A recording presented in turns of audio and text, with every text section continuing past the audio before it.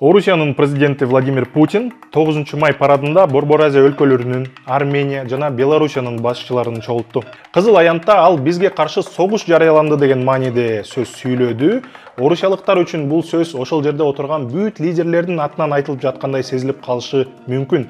Бирок чынында коноктор парадты көргөнү эле барган. Эмнеге фронтто абал курчуп, Кремльде дрондор жарылып жатканда парад өткөрүлүүдө?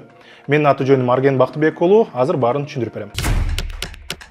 9 майдын алдында Кремльге урулган дрон соккулары жана Орус армиясынын Вагнер менен тиреши Москвада кооптуу абалды жараткан. Бирок ага карабай 9 майдын урматына өткөрүлгөн парадта Кыргызстан, Казакстан, Өзбекстан, Тажикстан, Түркмөнстан, Армения жана Беларустун башчылары Путин менен бирге турушту. Башында орус мамлекеттик медиалары парадта чет өлкөлүк бийик даражалуу конок жалгыз гана Садыр Жапаров болорун кабарлашкан. Кийин Путин Рахмонду чакырганы белгилүү болду. Түркмөнстан, Армения, Беларусь жана Казакстандын президенттеринин келери 8 майда гана жарыяланды. Атыгүл Бердимухамедов барары 8 майдын кечинде гана белгилүү болду. Кызыгы, Казакстан президентинин басма сөз кызматы апрелдин аягында эле Токаев 8 майда Астанада болорун билдиришкен. Ушундан улам лидерлер Москвага өз калоосу менен келиштиби же келгенге аркасыз болуштубу деген суроо мыйзам ченендүү болуп жатат. Казакстандык саясаттануучу Димаш Алжанов өз лидери тууралуу мындай пикирин билдирген. Мунун өзү Казакстандын абдан эле өз алдынчалыгы жоктугу, президент Токаев пландарын өзгөртө берүүгө даяр экенин көрсөтөт. Путин эл аралык изоляцияга калганына, орус армиясынын аскер кылмыштарына жана жеңиш күнү сын пикирлер менен коштолуп турганына карабастан, Путинди колдоо үчүн Москвага барды. Маселе мында: Кремль Украинадагы согушту жана зомбулугун актоо үчүн эл аралык саясатта 9 майда колдонуп жатканында. Көптөр буну түшүнүп турушат. Жана өлкөсү аскер парады аркылуу Орусияны колдоосун каалашпайт. Ошол эле учурда Советтер Союзунун курамында жеңишти камсыздаган мамлекеттердин баарынын эле лидерлери бара калышпады. Балтика өлкөлөрү түшүнүктүү, алар башынан эле антиорусиялык маанайда. Молдованын бийлиги дагы европачыл. Өзү дагы 2008 жылы Орусия менен согушту баштан кечирген Грузия бийлигинин мамилеси дагы өзүнчө тема. Азербайжандын лидери Ильхам Алиев болсо барбай коюуга шылтоо тапкан. Парадты түз эфирде комментарийлеп жаткан Россия телеканалынын алып баруучусу Путин Ильхам Алиевти да чакырганын маалымдады. Анын айтымында Алиев атасы Гейдар Алиевдин 100 жылдыгына байланыштуу салтанаттын жүйө кылып, Бакуда эле болууну чечкен. Калган коноктору күмөн болуп атып, жуп парадтын алдына гана барары белгилүү болгону Кремльдин таасири канчалык азайгандыгын көрсөтүүдө. Бирок ошол таасирин дагы шардана кылып дүйнөгө көрсөтүү ушул тапта Путин үчүн маанилүү болуп турат. Согушту изилдөө институту эл аралык аналитикалык уюму да муну тастыктап жатат. Владимир Путин Москвадагы парадты Орусиянын таасири Борбор Азияда дагы эле күч экендигин көрсөтүү үчүн колдонот. Борбор Азия лидерлеринин келиши кеч жарыяланганы алардын согушту ачык колдогусу келбегендигинен кабар бериши мүмкүн. Ошол эле учурда Кремль өз күчүн колдонууда. Чынында 9 май орус пропагандасы үчүн зор курал. Орусия ушул окуя менен мурунку советтик республикаларды тегерегинде бириктиргиси келип, муну ачык эле айтып келет. 2021 жылкы парадта жалгыз Эмомали Рахмон катышкан.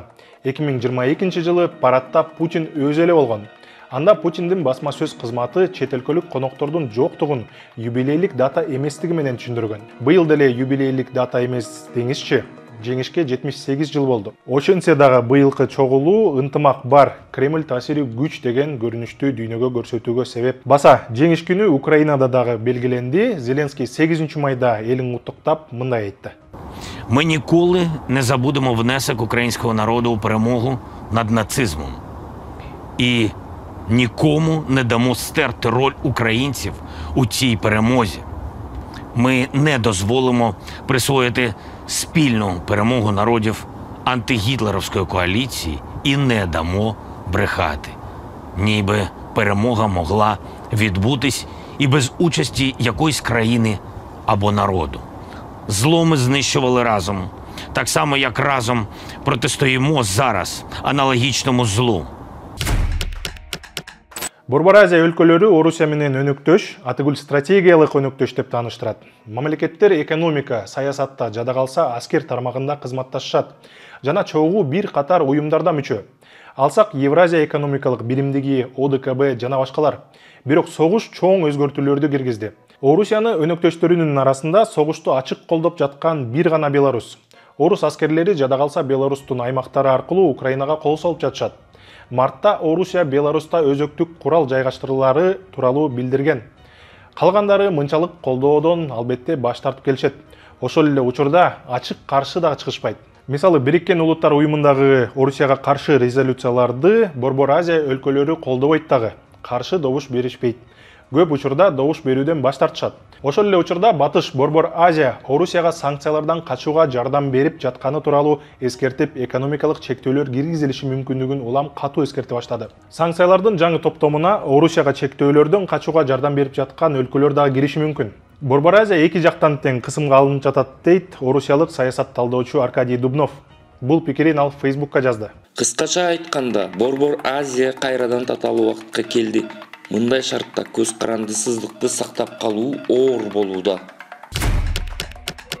Ал тапта Украина парадты көрүп жөн отурган жок.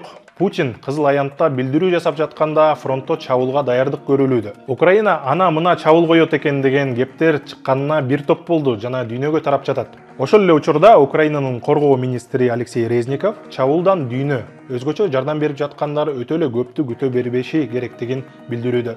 Ал эми орус күчтөрү мындан кыйла эле кооптонуп жаткандай. Өткөн чыгарылышта биз Вагнер жеке аскердик компаниясынын ээси Евгений Пригожин орус коргоо министрлиги менен тиреши тууралуу айтып бергенбиз. Пригожин Вагнерге жетиштүү ок дары берилбесе, 10 майда Бахмуттан чыгып кетерин жарыялаган. Ушул эле Пригожин Украина Бахмутта күчтөнүп жатканын белгилеп, бир жумадан бери контрчабуул башталганы жөнүндө айтып келет. 9 майда муну Россия телеканалынын аскер корреспонденти Евгений Поддубный тастыктады. Используют и бронегруппы для того, чтобы найти слабые места в нашей линии обороны. Кроме этого, повышена интенсивность огневого воздействия со стороны противника. Используют формирование киевского режима высокоточную артиллерию западного производства, реактивные системы залпового огня «Хаймерс» американского производства. Наносит удар не только по объектам на линии боевого соприкосновения, но и по тыловым районам. По нашим данным, противник сейчас сосредоточил в тыловых районах довольно крупную наступательную группировку. Пригожин Бахмуттан чыгып кетем дегени менен кеткендей кейипи жок. Бирок анын коркуп жатканы анык. Бул Пригожиндин улам-улам тараткан жаңы видеолорунан билинет. Пригожин абдан кооптонуп жатканы көрүнүп турат, ошол убакта эле ал Путинге алып жаткандай. Абсолютно четко говорят, контрнаступление будет на земле, а не по телевизору. Потому что пока в нашей стране все думают, что нужно сделать все в телевизоре. И отпраздновать День Победы. День Победы – это победа наших дедов. Мы на миллиметр не заслужили этой победы. Сегодня утром начальник Генштаба лично поправил все циферки и уменьшил их в 10 раз. Это очень нехорошо. Если так будет продолжаться, то мы не сможем воевать. Если все задачи выполняются ради того, чтобы обмануть верховного главнокомандующего, либо верховный главнокомандующий вам жопу порвет, либо русский народ, который очень будет расстроен, если война будет проиграна. Фронтта абал курчуп, орус аскер бөлүктөрү өз ара урушуп жаткан кезде Путин мурунку Советтер Союзу республикаларынын лидерлерин мажбурлап алып келип парад өткөздү. Кыргызстандын Украинадагы согушу тууралуу позициясы бул бейтараптуулук, бирок Орусиянын аракеттери Кыргызстанды согушка катышып жаткандардын катарына киргизип койбойбу?